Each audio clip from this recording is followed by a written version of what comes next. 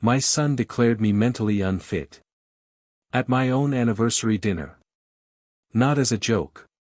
Not as an insult. As a legal move.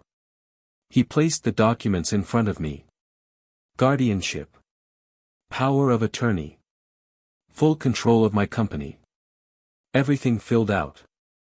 Everything ready. All I had to do was sign. The room went quiet. My daughter-in-law didn't speak. She was watching me, like it was already done. "You've been slipping lately," he said calmly. "Forgetting things. Making mistakes." I didn't answer. I was looking at him. Too calm. Too prepared. That's when I understood. This wasn't concern. This was a takeover. And he believed. I had no idea. My name is Daniel Clark. And my son thought tonight he would take everything from me. The first thing that bothered me was how fast he moved. Not nervous. Not hesitant. Precise. He didn't look at me like a son. He looked at me like a problem, already solved. I didn't touch the papers. "I don't remember asking for this," I said. He didn't blink. "You didn't," he replied. "We're trying to help you." Help. My daughter-in-law finally spoke. Soft voice. Careful tone. "We've been worried, Daniel. You forgot the supplier meeting last week." I didn't forget. I rescheduled it. But she said it like a fact. Like something already documented. I looked back at the papers. Medical evaluation attached. Signed. Stamped. Dated 3 days ago. That was the first detail that didn't fit. 3 days ago. I hadn't seen any doctor. Not one. I slid the page slightly. Just enough to read the name. Dr. Harris. I didn't know any Harris. "Which doctor is this?" I asked. My son leaned back. Casual. Like he expected the question. "Specialist. Cognitive decline. Cognitive decline." He said it clean. Practiced. I nodded slowly. "Strange," I said. "Because I don't remember meeting him." A pause. Small.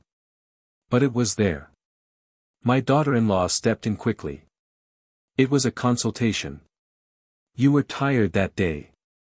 You might not remember." Might not remember. They were building it. Right in front of me. Piece by piece. Memory loss. Confusion. Decline. I could see the structure now. Not just documents. A narrative. I leaned back in my chair. Looked around the table. 4 people. Family. All watching me carefully. Not with concern. With anticipation. Waiting for a mistake. Any mistake. Something they could point to and say, "See." That's when the second detail hit me. My son hadn't asked. Not once. "No, are you okay?" No hesitation. Just documents. Just control. That's not how concern looks. That's how preparation looks. I reached for my glass. Water. My hand didn't shake. But I saw it. The way he watched it. Focused. Measuring. Looking for instability. Looking for proof. That's when I understood something worse. This wasn't about tonight. This had been building for weeks. Maybe months. Conversations I wasn't part of. Decisions already made. And this dinner was just the final step. I placed the glass back down. Slowly. Deliberately. And for the first time that evening, I smiled. Because now I knew. They weren't testing me. They were confirming something. Something they believed was already true. And that belief was going to cost them everything. I didn't argue. That would have been the mistake they wanted. Instead, I nodded once. And pushed the documents back. Leave them, I said. My son looked surprised. Just for a second. Then he smiled again. Of course. Too easy. That was the third detail. He expected resistance. He was ready for it. But he wasn't ready for this. They left shortly after. Polite. Calm. Controlled. Like professionals finishing a meeting. Not family leaving a dinner. The moment the door closed, I went back to the table. Picked up the documents. And started reading properly. Line by line. No emotion. Just facts. The evaluation described episodes of confusion. Specific ones. Dates. Times. Descriptions. I stopped. One entry caught my eye. Client appeared disoriented during financial review on Tuesday. Unable to recall key account details. Tuesday. I remembered that day perfectly. Because I wasn't in the office. I was in Chicago. Signing a supplier contract. There were witnesses. Signatures. Records. Proof. So how could I be disoriented in a meeting? I never attended. I turned the page. Another entry. Client failed to recognize long-term employee during interaction. That one almost made me laugh. I remember names. All of them. Even the dishwashers from 15 years ago. That wasn't just wrong. That was constructed. Carefully.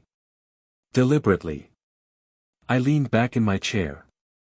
Now it wasn't suspicion. It was a pattern.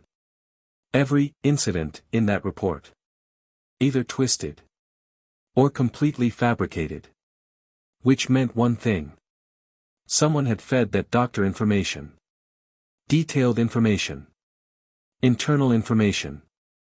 I reached for my phone. Called my office. Put me through to Maria. She picked up immediately. Daniel? Everything okay?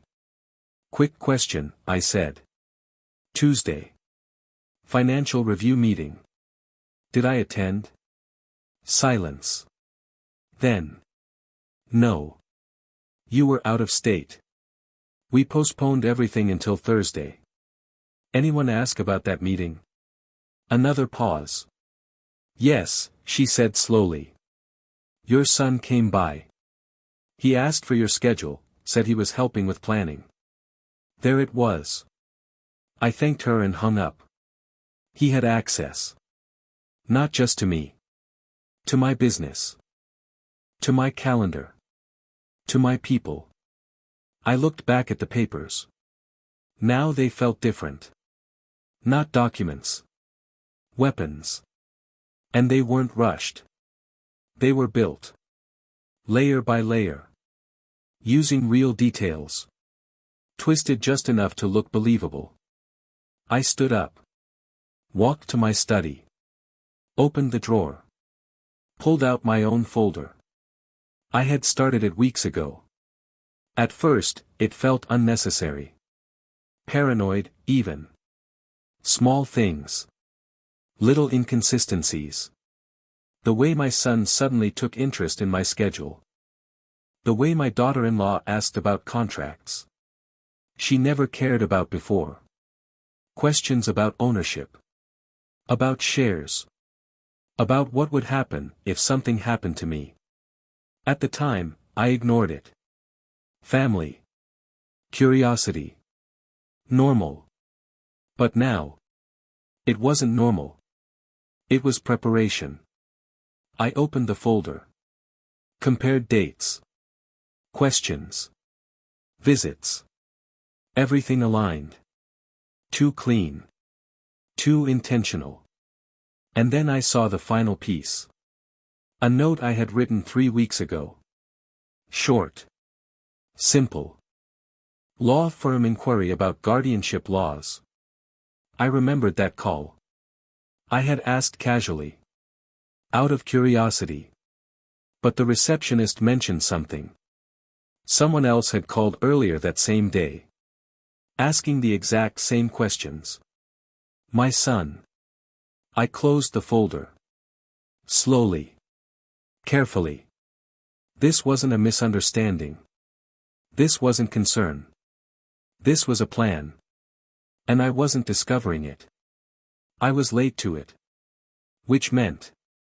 They thought they were ahead. That I was already behind. Already losing. Already vulnerable. I smiled slightly. Because they weren't the only ones. Who had started preparing early. I didn't confront him. Not yet. I needed confirmation. Something solid. Not suspicion. Not patterns.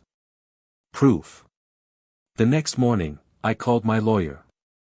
Roger, I said, I need a copy of any recent inquiries about guardianship.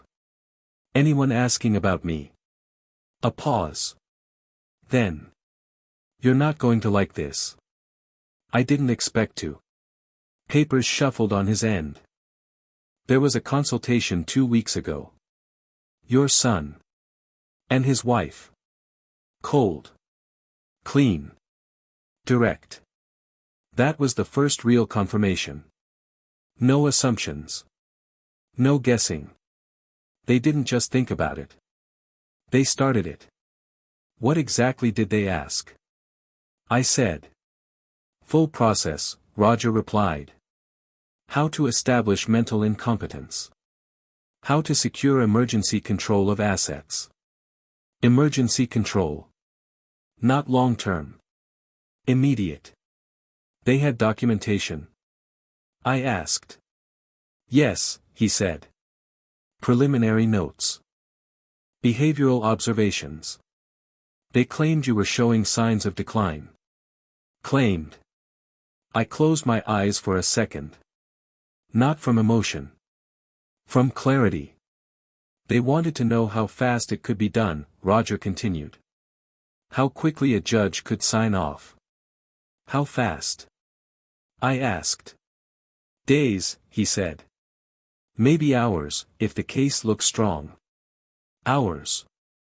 That's how close I was. One signature. One hearing. And I would lose everything. Not just the company. Control. Authority. My name. Did you advise them? I asked. No, he said firmly. I told them it would require medical proof and strong documentation. They said they were already working on that. Of course they were. I looked at the window. Sunlight. Calm. Normal. Nothing about this felt normal anymore. Roger, I said quietly. If someone files this, what happens to me? Another pause. Longer this time. They can suspend your decision-making authority, he said. Freeze your access to accounts. Appoint a temporary guardian. And that guardian would be. Most likely your son. There it was. Not just business. Not just money. Control over my life. My decisions. Everything. I ended the call. Sat there in silence. Let it settle. This wasn't a possibility anymore. This was active. Moving. Closer than I thought. I stood up. Walked to the kitchen. Coffee machine. Routine. Normal actions. Because that's what they expected. A man slipping. Distracted. Unaware. I poured the coffee. Didn't drink it. My mind was already moving. Fast. Precise. Like it used to when I was building the first restaurant. Problems. Solutions. Timing. I needed more. Not just legal confirmation. I needed to see how far they had gone. So I called my office again. Schedule a full audit of internal access, I said. Who's been reviewing my files? Who's been requesting documents? Everything. Everything. An hour later, I had the report. And that's when the stakes changed. My son hadn't just asked questions. He had accessed financial structures. Ownership breakdowns. Corporate hierarchy. He knew exactly where control sat. What needed to be moved. What needed to be signed. This wasn't emotional. This was strategic. Calculated. Professional. I leaned back in my chair. And for the first time, I saw the full picture. They weren't reacting to my decline. They were creating it. Building a case. Feeding information. Preparing documents. Positioning themselves. For the moment I slipped. Or appeared to. And then it hit me. Hard. Clear. Unavoidable. They didn't need me to be insane.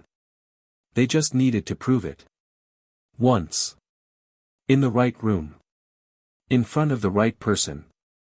And everything I built would belong to them. I stood up slowly. Walked back to my study. Opened the drawer again. Looked at my own documents. Quiet. Simple. Unnoticed. They thought they were ahead. They thought I was exposed. Vulnerable. Late. They were wrong. Because while they were building a case against me, I had already started building something else.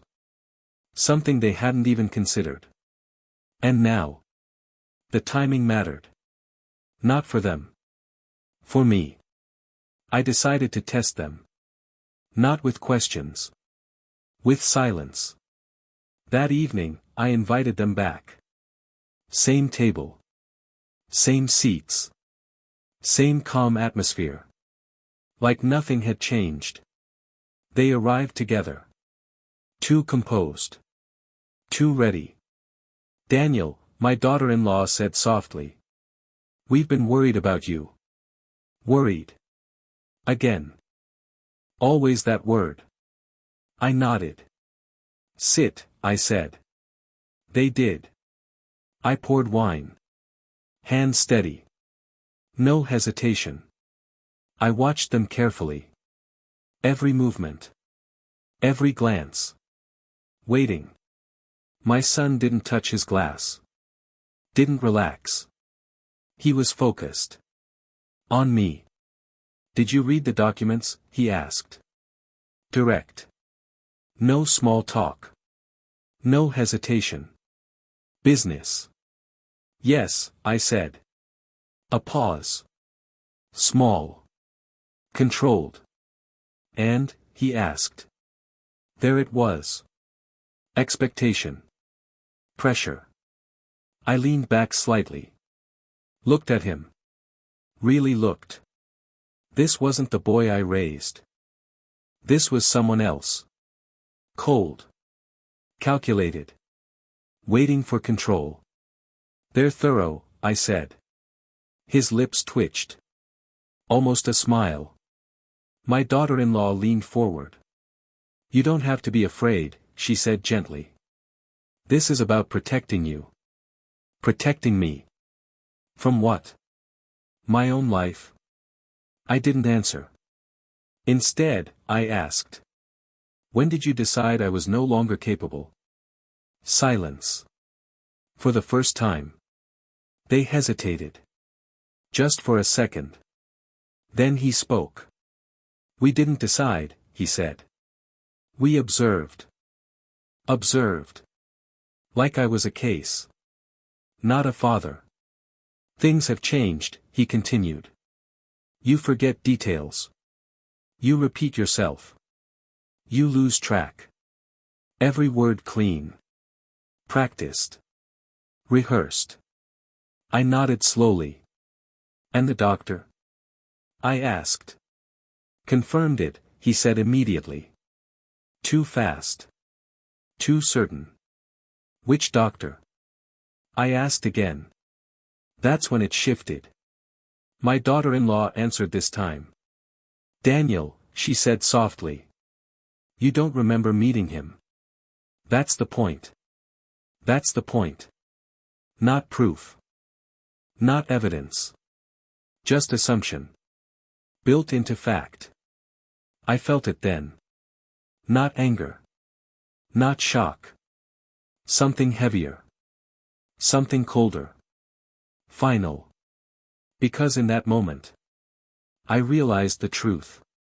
They weren't lying to convince me. They were lying. Because they believed it didn't matter if I agreed. They didn't need my consent. They just needed my signature. Or my silence. Or one mistake. One slip. And they would take everything. I looked at my son. He didn't look away. Didn't soften. Didn't hesitate. No guilt. No doubt. Just certainty. That's when it became real. Not the plan. Not the documents. Him. The way he looked at me. Not like a father. Not like family. Like an obstacle. Something to move. Remove. Replace. I built everything you have, I said quietly. Not emotional. Just fact. He nodded. I know, he said. And then. The final cut. That's why it's time for someone else to manage it. Silence. Complete. Absolute. No apology. No hesitation. Just conclusion. That was it. No misunderstanding. No confusion. No saving this. Whatever was there before. Was gone. I picked up my glass. Took a slow sip. Set it back down. And for the first time that night, I stopped seeing them as my family. And started seeing them.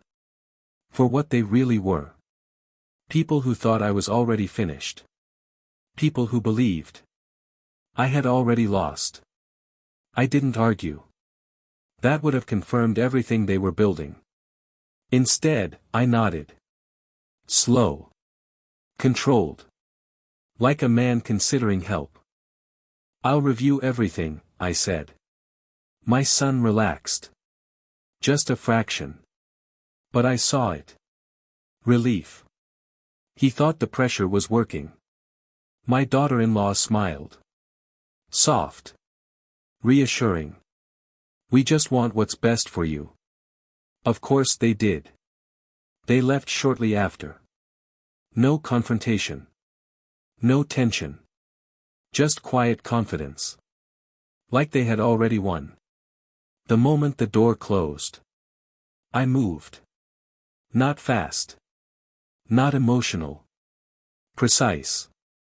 I went straight to my study. Closed the door. Locked it. Then I opened my safe. Inside. Documents. Prepared weeks ago. At first, it was instinct. A feeling something wasn't right. Now it was necessity. I pulled out the folder. Trust agreements. Corporate restructuring. Ownership transfers. Everything dated. Everything legal. Everything real. 2 weeks ago, I moved the core assets. Not everything. Just enough. Enough to change control. Enough to make signatures irrelevant. My name was still on the surface. But underneath. Nothing belonged to me anymore. Not directly. Which meant. Nothing could be taken. I sat down. Reviewed every page again. No gaps. No exposure. Even if they filed tomorrow. There would be nothing to seize. No leverage. No control. Just a shell. I closed the folder. Carefully. Then I reached for my phone. One call. Roger. I need confirmation, I said. If someone files for guardianship, how much access do they get immediately? He didn't hesitate. They can freeze personal accounts. Limit your authority. But they can't touch what isn't legally yours. Exactly. And if ownership is already transferred? Then they're too late. Too late. That's all I needed. I ended the call. Then made another. My schedule for tomorrow, I said to my assistant. Clear it. Everything. Everything. I needed time. Not to react. To finish. Because preparation isn't about speed. It's about timing. They were building pressure. Waiting for me to crack. To sign. To slip. I wasn't going to do any of that. I walked back to the table. The same table. Where they tried to take everything. I looked at the chair my son sat in. Empty now. But not for long. Because the next time we sat here, the game would be different.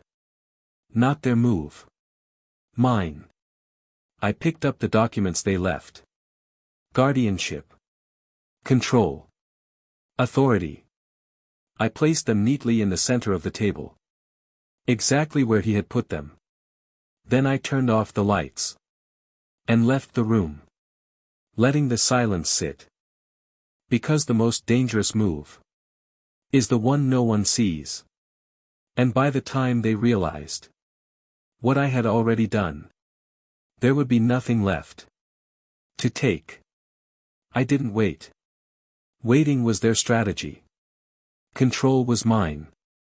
The next morning, I called Roger. File a notice, I said. Full asset restructuring.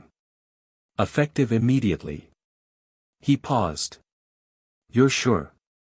I'm done being early, I said. Now I'm on time.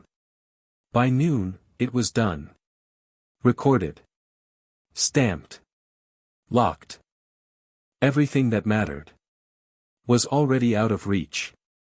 Then I made the second call. My son, I told my assistant. Give him full access today. A pause. You're certain? Yes. That was the move. Not to block him. To let him walk in. Confident. Unchallenged. Blind. He arrived within the hour. No warning. No hesitation. Like he'd been waiting. Thought I'd check in, he said. Stepping into my office. I smiled. Of course. I stood. Gestured to the desk. Everything you need is there. His eyes lit up. Just slightly. But enough. He sat down. Opened the files. Started reading. Fast. Focused. Greedy. I watched him. Didn't interrupt. Didn't react. Because this part was important. He needed to believe it. All of it. He flipped through financial statements. Ownership charts. Corporate structures. Everything he thought he needed. Everything he thought he understood. 5 minutes in. He slowed. Just a little. Brows tightening. Something didn't match. He flipped back. Checked again. Then again. That was the first crack. Something wrong? I asked calmly. He didn't answer immediately. He was thinking now. Calculating. Trying to find the mistake. But there wasn't one. Not his. Mine. What is this? He finally asked. I stepped closer. Looked down at the page. Structure, I said. No, he said sharply. This isn't what it was last month. Of course it wasn't. That's because it changed, I replied. His head snapped up. When? Recently. Silence. Then. Why wasn't I told? There it was. Control slipping. Expectation breaking. Because you didn't ask, I said. Not aggressive. Not defensive. Just fact. He stood up. Too fast. Papers shifting. Confidence cracking. This doesn't make sense, he said. You can't just move ownership like this. I can, I said. And I did. His breathing changed. Faster. Shallower. He looked back at the documents. Then at me. For the first time. He wasn't sure. This changes everything, he muttered. Yes. It did. Behind him, I heard the door open. My daughter-in-law. She stepped in quietly. Looked between us. What's happening? He didn't answer. He couldn't.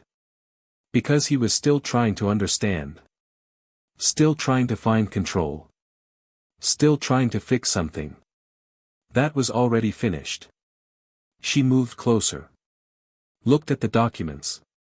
And I watched her face. Same moment. Same realization.